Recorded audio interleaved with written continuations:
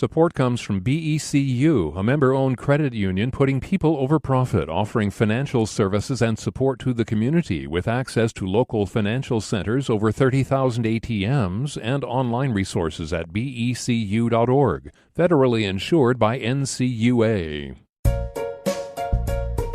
Hey, good morning. It's Patricia Murphy.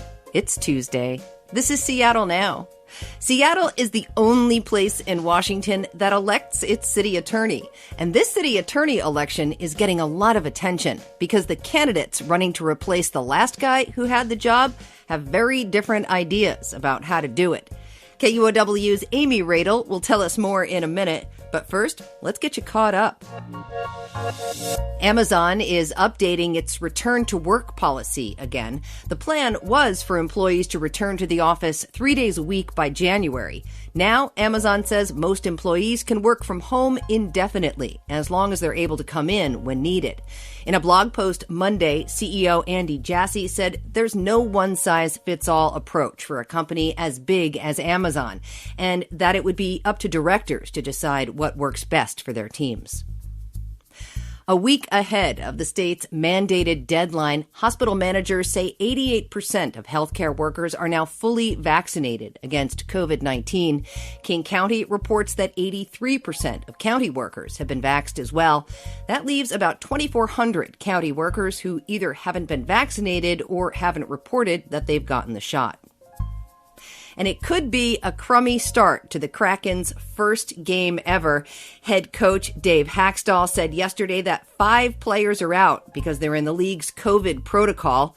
GM Ron Francis said previously that the entire team had been vaccinated, and being in the protocol doesn't mean a confirmed case. But either way, they won't be on the ice tonight when the Kraken open up the season against the Golden Knights in Las Vegas.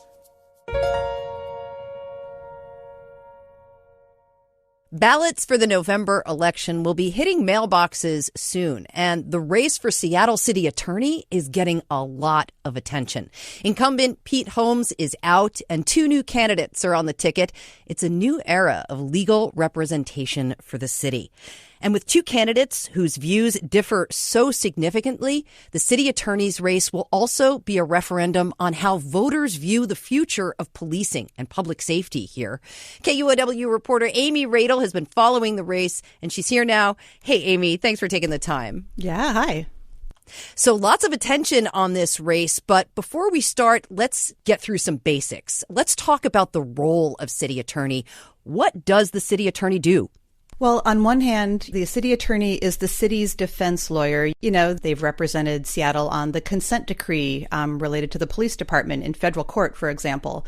But the city attorney's office also does make big decisions about misdemeanor prosecutions, you know, everything from graffiti and trespassing up through some DUIs and domestic violence cases. And the fact that we elect our city attorney, unlike every other city in Washington, means we have kind of one more political player in our mix when we look at decisions in the city. All right. So we'll be making a big change with this next election, and voters are deciding on 2 extremely different candidates. Let's talk about them. Ann Davison and Nicole Thomas Kennedy. How are they trying to position themselves right now?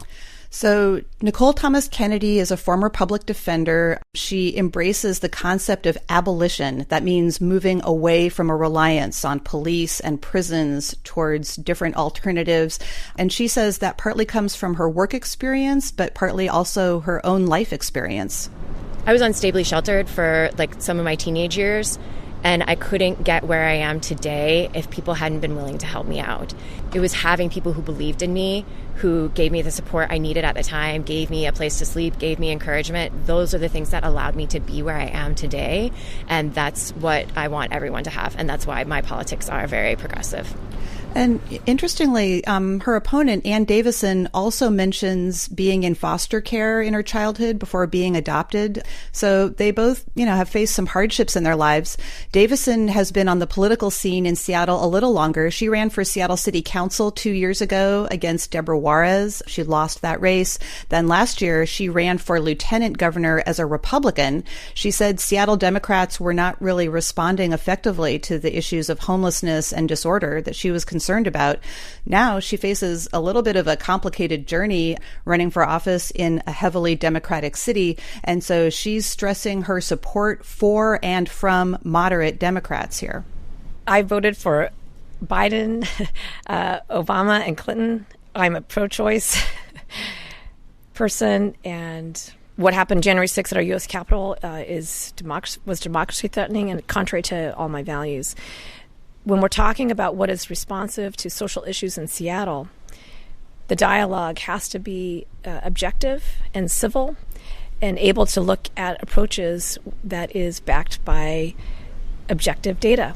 Fascinating. You know, economic recovery from the pandemic is, of course, one of the most pressing issues for most cities right now. Here in Seattle, there's also a significant homelessness crisis and conflicting views around public safety and the role of police. How are each of these candidates defining themselves in all of this? I mean, this is the crux of the major difference between them, I think. Davison tends to talk about issues in the city from the viewpoint of people who are affected by crime, whether it's survivors, victims, that could include businesses that have experienced, property damage. Thomas Kennedy sees the city more from the viewpoint of people who are arrested for committing petty crimes and what she thinks, needs to happen next for them. She wants to minimize prosecutions, but see other services get scaled up. You can imagine in behavioral health and housing. She says that's cheaper than jail. It's a better solution. But those services are really outside the realm of the city attorney's office. She, would probably be an advocate for that, but it wouldn't be as much under her control as who to prosecute. And then Davison talks more about the businesses that are having to close or have trouble hiring workers because of their public safety concerns. What do they say they're going to do? So they've been really focused on the criminal side of the city attorney's office. Davison wants to increase enforcement of misdemeanors. And she says if there are no consequences, people will offend more. When you have a sense that nothing happens if you do something, just in human nature, humans tend to increase that, right, until they find that limit. If that retail store has been the target over and over and over and now is subjected to looking at whether they can stay in business, whether they can actually keep employees. Some places can't even find workers, right, because they have been harassed or threatened at their place of employment. And so that's why misdemeanors matter. So in terms of the office, she says that she would basically maintain the civil division and the criminal division as they are now, and she would try to stay in her lane on the civil side and give advice to the city. Thomas Kennedy says she would use the civil side to defend the city's progressive legislation and possibly take on other issues, and then she would shrink the criminal side, and their focus would be more on channeling people into different alternatives. I don't anticipate needing as many lawyers in court, as many lawyers in trial, things of that nature. So it will shrink, but then the focus will be on, what do we do with these cases? What is the best community group to divert out to? So putting people into those diversion programs like Choose 180, where they work with people inside and outside the court system. And that's something that both candidates support, although Davison seems to lean towards more court supervision and Thomas Kennedy wants to expand more of the alternatives. And each one of these candidates, no matter who's elected, is going to have a relationship with the police department. And Nicole Thomas Kennedy has had to address some pretty inflammatory tweets she's made about police. Tell me what she said and what this might mean for her relationship with the department. Yeah, she made the tweets coming out of the summer protests in 2020. She called police serial killers and pigs, took a harsh, very cartoonish view of them. She also kind of cheered on some of the property damage that targeted the youth detention center in Seattle. The city attorney has to take a lot of different stances towards Seattle police. They work with them to prosecute cases. They also support the city when police are disciplined or terminated. So it's kind of there's a lot of different relationships. She says that, her tweets were, before she was running for office, she said they were immature and she has not apologized for them, but she says that's not the tone that she would take if she were elected. So I imagine the relationship with SPD will probably be a bit rocky at first. But I think more than anything, what the people of Seattle need, what this city needs, is not more deference to police officers. I think the city needs someone who will stand up to police officers, especially when bargaining the next union contract. All right, so obviously Ann Davison and Nicole Thomas Kennedy hold very different positions on some pretty gnarly issues in this city. How are they talking about each other? You know, we've seen kind of the usual sniping between two political candidates. Thomas Kennedy has pointed out that she has more trial experience, that Ann Davison is a lawyer, but she hasn't spent much time in a courtroom. That's one issue that's come up. On these issues, they both acknowledge that people are really unhappy with the state of things in Seattle right now, the levels of crime, the levels of visible homelessness. They both say that their opponents' ideas will make these problems worse, more of what we don't like right now. So here's Ann Davison talking about Nicole Thomas Kennedy's ideas. To not prosecute most misdemeanor crime, to abolish the police, it would be lawlessness and disorder. It would be irreparable harm to our city. Then on the other side, Nicole Thomas Kennedy says that prosecuting people is destabilizing for them, and it leads to more people being unsheltered and lacking support services. You know, we have really hit mass incarceration harder than any other country on earth, and it hasn't resulted in greater safety. And so while my opponent, I know, is also interested in safety, I don't think she understands that simply putting people in jail isn't going to serve that end.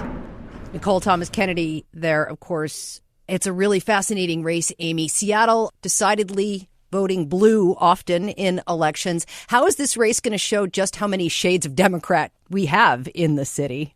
I will be fascinated to see where the numbers, turn out to be. Yeah, these are two candidates from the far ends of Seattle's own unique political spectrum, which mostly ranges from moderate Democrats across to the farther left progressives. We saw these tensions in one race that I was thinking about was when City Council member Kshama Sawant ran for re-election in 2019. Now, this is a citywide vote with some of those same issues and candidate types in them. All right. Well, the most important thing you can do is vote. Amy Radil, thanks so much for your thoughtful coverage. Really appreciate it. Oh, you're welcome. Thanks, Trish.